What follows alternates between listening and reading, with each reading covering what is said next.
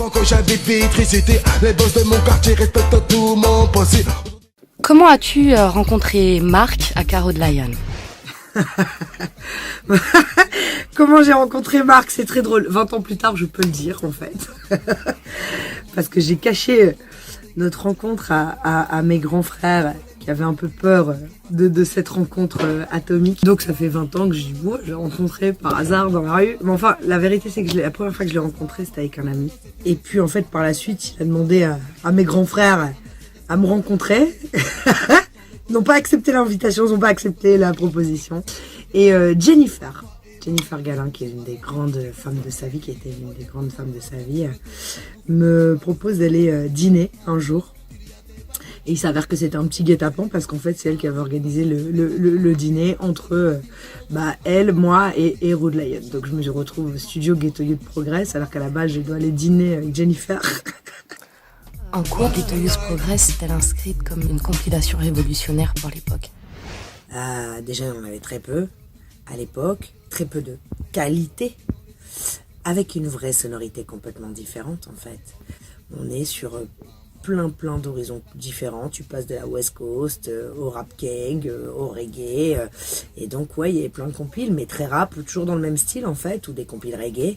Il n'y avait pas des compiles qui montraient une telle diversité avec une vraie finalement unité. Et Ghetto Youth Progress, c'était réellement ça quoi. Et puis après, en dehors de la musique, symboliquement, ça a vraiment donné beaucoup d'idées à beaucoup de gens en se disant « Ouais, on est indépendant, peut-être qu'on n'a peut-être pas les moyens, mais avec des bouts de ficelle, on peut construire des empires. » On était à une époque où on nous faisait croire, et on le croyait,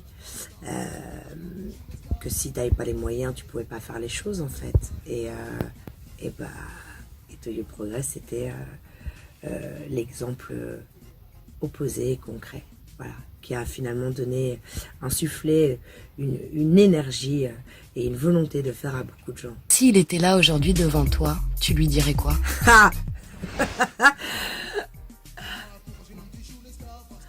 Attends, s'il était là devant moi, mais je dirais, mais je sais pas possible, je peux pas te dire, j'ai trop de choses à lui dire. Mais je lui dirais, t'avais raison. T'avais raison sur plein de trucs. T'avais raison. T'avais raison concernant les artistes. Je dirais pas ce qu'il m'a dit. Mais t'avais raison. T'avais raison sur l'ingratitude. T'avais raison de croire en moi.